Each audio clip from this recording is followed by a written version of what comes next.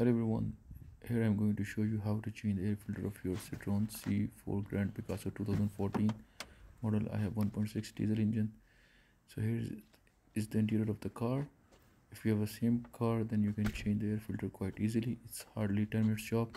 So first you need to take the cover of the engine. It has two hatches, you just need to pull them, then you can take the cover off, and then you can have the access to air filter box. It has actually three T25 screw and one hatch. So you need torx T25 screw wrench to unscrew them. Once it is done, then you use your flathead screwdriver to open the lock or the hatch, as I am showing in the video how to open it before it was closed. And once it is done, that's all. You will open the cover and you can access the air filter. But before putting a new air filter, I would recommend you to clean the air filter box, because you can see my air filter was quite dirty.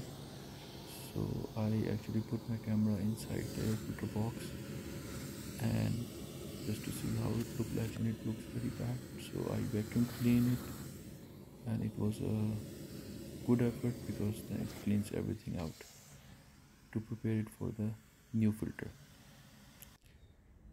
Yeah, and here I'm checking the number of my filter.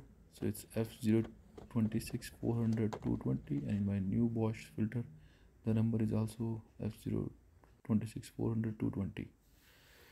So then you just put the new filter inside, put the cover back, then lock it. And here actually I'm showing you what is the principle. So this is the inlet to the air box. It goes inside, air goes from here, sucked from the front, and then out from here into the engine. So this is inlet and this is outlet to the engine.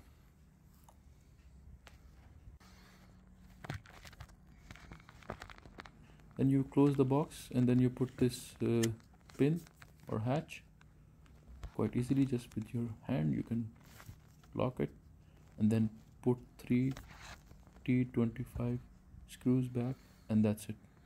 I hope this video is useful to you. Thank you.